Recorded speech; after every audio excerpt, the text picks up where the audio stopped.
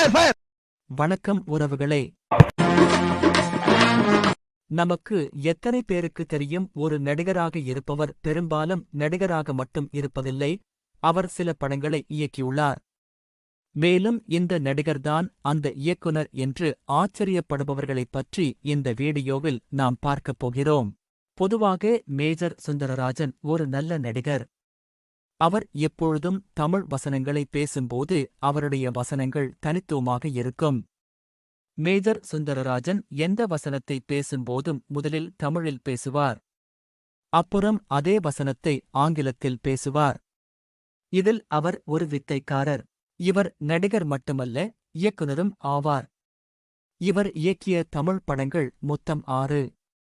முதலாவது அந்த ஒரு நிமிடம் படம், இரண்டாவது கள்ளத்தூண் படம், மூன்றாவது ஊரும் உறவும் படம், நான்காவது இன்று நீ நாளை நான் படம், ஐந்தாவது நெஞ்சங்கள் படம், ஆறாவது அம்மா இருக்கா படம் ஆகிய படங்கள் ஆகும். இரண்டாவதாக நாம் பார்க்கும் நடிகர் ஸ்ரீநாத். இவர் முதலில் நாளைய தீர்ப்பு திரைப்படத்தில் விஜய்க்கு நண்பராகவும், வேட்டைக்காரன் திரைப்படத்தில் விஜய்க்கு நண்பராகவும், உத்தமபுத்திரன் படத்தில் தனுஷுக்கு நண்பராகவும் நடித்துள்ளார். இவர் பெரும்பாலும் நகைச்சுவை கதாபாத்திரத்தில் நடித்துள்ளார். மேலும் இவர் சில முன்னணி நடிகர்களுடனும் நடித்துள்ளார். அவர் மொத்தம் 3 படங்களை இயக்கியுள்ளார். முதலில் அவர் இயக்கத்தில் வந்த முதல் படம் முத்திரை படத்தில் டேனியல் பாலாஜி மற்றும் நிதின் சத்யா இருவரும் சேர்ந்து இந்த படத்தில் கதாநாயகனாக நடித்துள்ளனர்.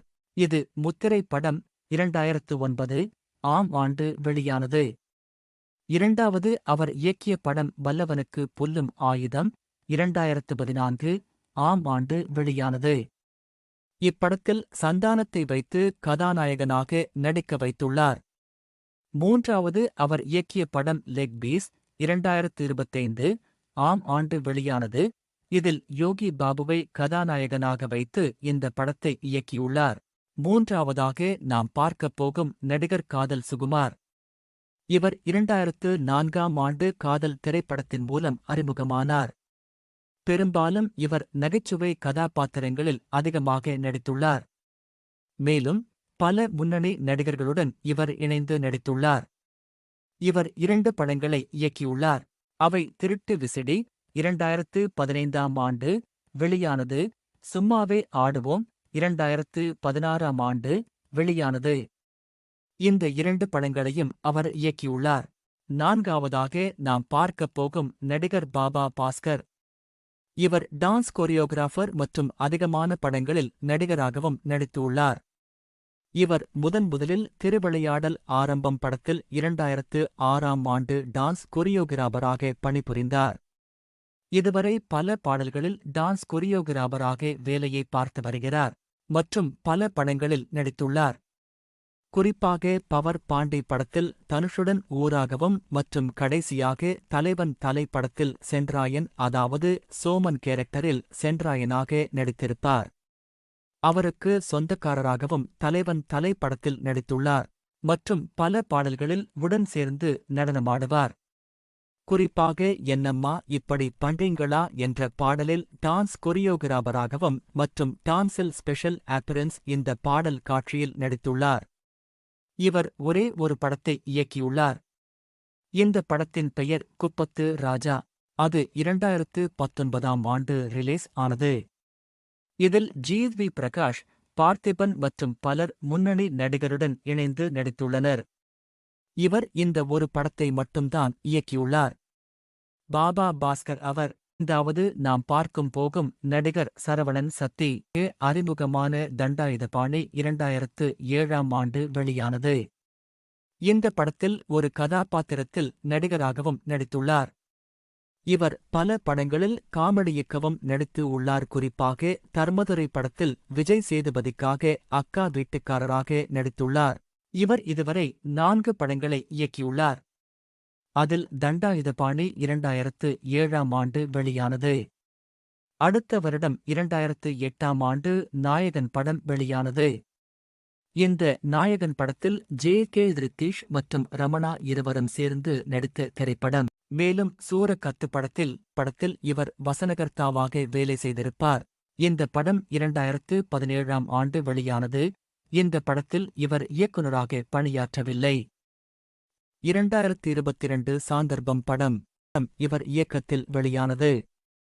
கடைசியாக குலசாமி படம் 2023ஆம் ஆண்டு வெளியானது.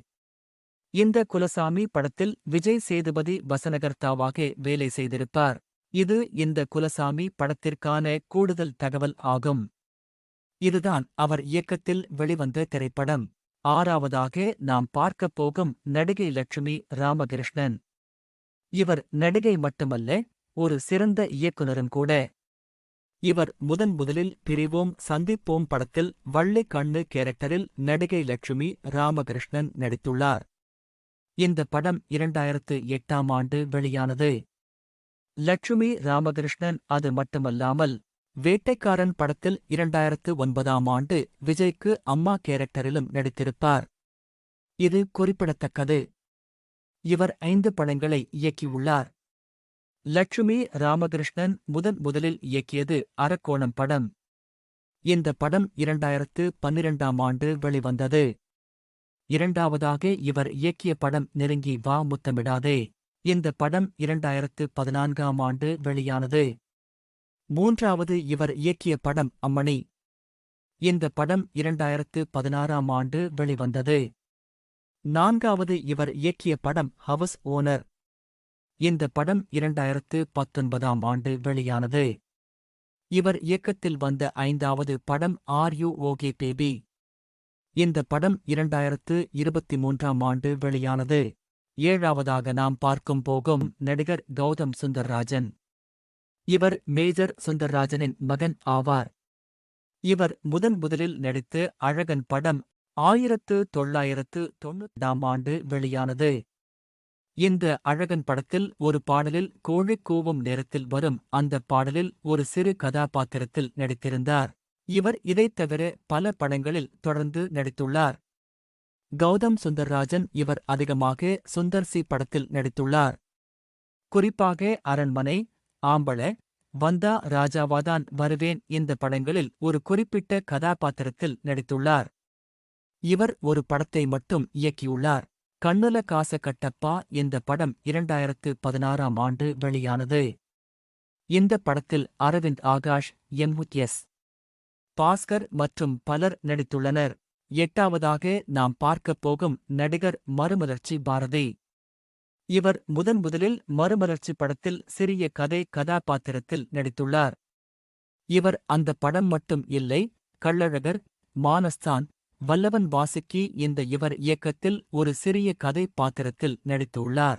அது மட்டும் இல்லை, இவர் மற்ற இயக்குனர் படத்தில் குறிப்பாக டிராவ்பதி படத்தில் ராமசாமி கேரக்டருக்கும் அப்புறம் சினம் படத்தில் ஆட்டோ டிரைவர் கேரக்டரிலும் நடித்துள்ளார்.